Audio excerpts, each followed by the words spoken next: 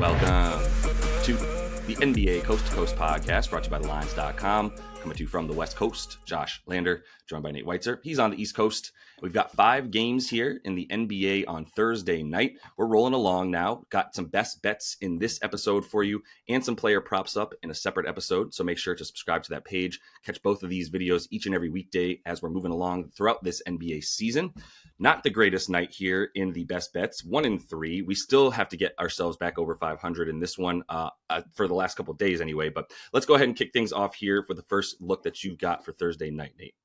Yeah, it was a rough start of the week for I think most experts, most heavy bettors here. Just a really tough schedule stretch, but I feel pretty good about this 5-game slate. Feel like, when you narrow it down, you get a pretty good handle on it. But I'm going to take the Cavs Hawks under 238.5, which opened at 239. It's starting to climb back up a little bit because people love betting overs because the Cavs do explode and they tend to have very high scoring games on back-to-backs coming off the win in Miami here. But I mean, Hawks offense is rough right now. But I think, it's a double revenge spot for Cleveland. So if you can get them under 10 on the spread, I have no problem with that being a lean. Like, I do think they kind of smack Atlanta here, and that means playing good defense against a team that struggled to score. So like their offense has been rough. Like I said, last 3, 91 offensive rating, assists per game way down, 3-point percentage way down. So like those are the things that you're going to need against the Cavs defense that packs it in, right? Dares you to hit threes. That is how they were able to beat the Cavs twice earlier this season. I mean, the first matchup, the Cavs were like, wow, we played too fast. Like, we played too high scoring. We let them play Trey ball. Trey had 22 assists, right? 104 pace. And they shorted up next game, but they still lost a game that totaled 218 because they shot very poorly. Donnie in particular, 5 for 23. And I don't know if Donnie is able to go off again because Dyson Daniels still very much respected there on the other side. But I do think the Atlanta offense is in a much worse way than it was when it had 33 assists in that second game, shot 41%. Now you look at a Cavs D that's much better at home, limiting free throws, allows 14 points and 4 assists per game fewer in wins. And we're looking at, again, without Jalen Johnson, the assist rate way down. Without Clint Capella, for what it's worth, in 2 games, the 5 fewer assists so far. I mean, it's because Jalen Johnson's missed those 2. Only 107 a game. No bogey either. So, we're going to get like Mo Gay, Mo Risache, 2 guys who are not really moving the needle in terms of a space and pace game by any means. The Hawks had gone under in 7 of their last 8 in general, playing pretty good defense in that span. You do get Nance back. Nance and Mo Gay there are able to match up size wise with the Cavs, kind of bang down there and muck this thing up. I mean, the Cavs, will Mobley go more than 30 minutes on a back-to-back? Almost certainly not. Will he maybe sit? And they did go under in 3 of 5 without Mobley, despite some really big lines from guards in those games. And I think they were just outliers, the ones that went over, like a 73-point fourth quarter with the Wolves and that Sixers game, which was just insane. So in general, like when the expectation is inflated, when the Cavs total is 232 plus, they do go under 10 of 17 this year. I think once again, we have a total that's a little high given we're back in Cleveland and they should be playing good defense. Yeah, they should be. That's the thing that, I mean, if you're going to raise a red flag about the Cavs, their defense has struggled, but Mobley's been out. I actually think he's probably pretty good to go moving forward at this point for this squad. I didn't realize how important he is to this team. Let me put it that way. I didn't give it the respect it deserved until this season. I'll say that, and probably fairly so because he's been that much of a more impactful player this season. But this is one of my 2 favorite looks for sure tonight. Not feeling awesome about much outside of like 3 of these games. And this is definitely one of them where I think we can bank on a few less points, and we'll have to wait for the books to catch up to the Hawks' new look without Jalen Johnson, who's done for the year with that shoulder, which just sucks. It was a completely different injury than the one he was nursing already. And now, we're not going to see any JJ this season, but will probably lead to me winning my fantasy league. Let's go to my first pick, which is Houston at Memphis. I'm taking the Rockets +5. I've got to be the biggest Rockets fan outside of the state of Texas. I believe in this team so much. I believe in Ime Udoka so much is a lot of where this is coming from, to be honest. I really especially believe in him because I believe that he's not going to take Amen Thompson out of the starting lineup, and I don't believe he's going to start playing him less than 36 minutes moving forward, and he'll probably keep playing 40, and I'm going to keep loving that. Şengün is questionable.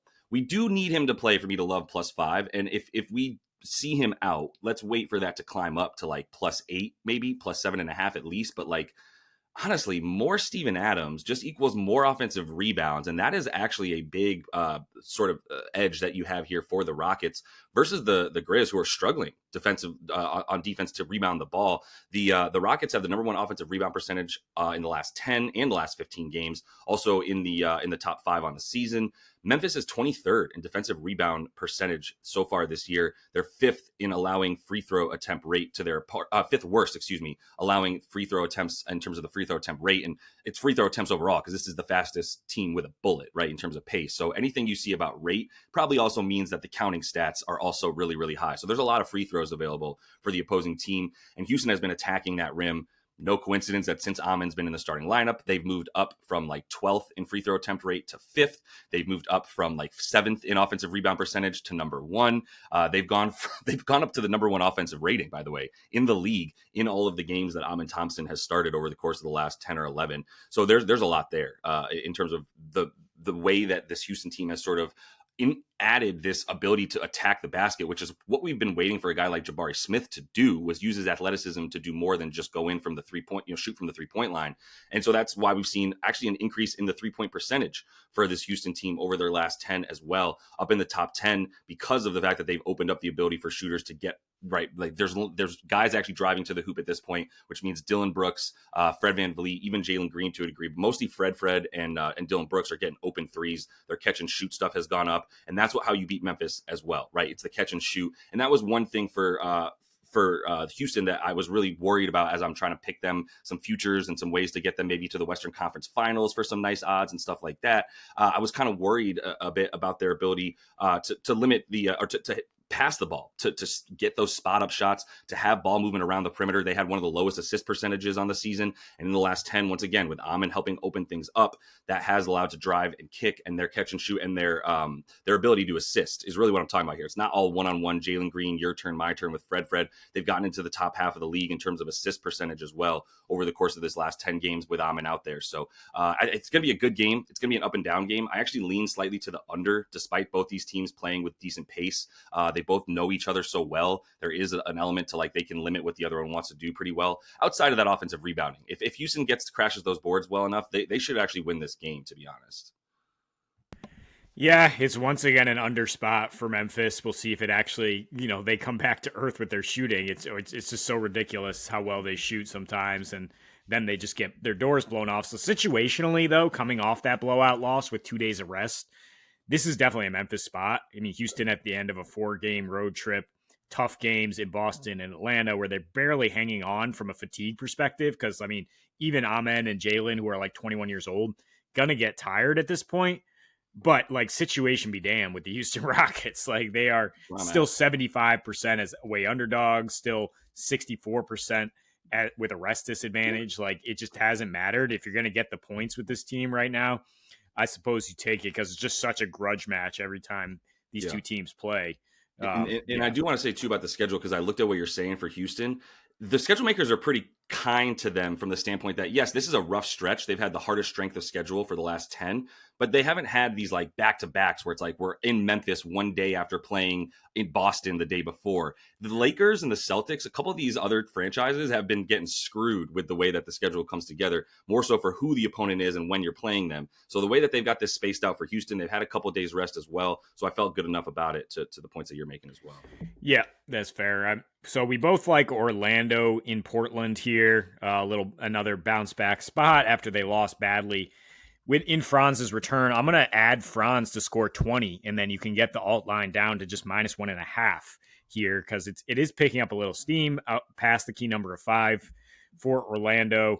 I mean, I don't have a problem with, if you can get 24 plus, 25 plus in there and get some plus money. I think Franz starts to cook once again.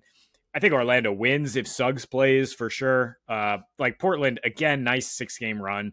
Tried to fade them when Milwaukee was on a back to back. Milwaukee could not muster the energy, but still scored 60 paint points. Like this is still a bad rim defense in the Blazers, and even if you're rotating guys in behind Ayton, like overall they just don't have great personnel down there. They allow the second most second chance points in this span here where they've been hot. A very good fast break defense, transition D, but do allow a lot of free throw attempts. So in the half court with Paolo kind of struggling right now, I think we're just going to see more and more Franz usage. He's just been insane with the usage rate when Paolo was out, and then they've kind of transitioned to him as 1A since they've both been back. Like 44% usage rate in his first game back against Portland, leads to 20 points in 24 minutes. Now we're looking at a full slate of minutes. He scored 20 plus in 12 straight with a 35% usage rate. Not even efficient shooting, really. 45% from the field, but gets to the line. Again, Portland allows the third most free throw attempts at home. They're allowing 25 a game their last 3. And I just think it's time for them to come down to earth here. Orlando with Suggs and Goga back in the lineup should get back to that magic ball. I mean, they were in control in Miami. It's kind of a tough beat. Last time we took them, anybody who followed that, because they blew 2 leads to lose that in overtime. I think they get back on track with a win here. Yeah, for sure. We're both in similar mindsets here for this game. I'm actually happy to take the 5.5 right now for Orlando. I know they're on the road. I think the thing that's helping them is they're surging. They're taking on that Franz sort of attitude that I spoke about the last time we talked about him, which was like you have to chop off Franz Wagner's kneecaps to keep him from playing basketball. Sometimes that's been the personality of this team. Basically, I think over the course of the last 3-4 games. Tough loss for sure. That Miami one was nasty, no question about it. They're not at full strength in their guard play either. That's a big part of this. They weren't even really considered full strength with Franz, who was supposed to be on a 28-minute limit, played 40.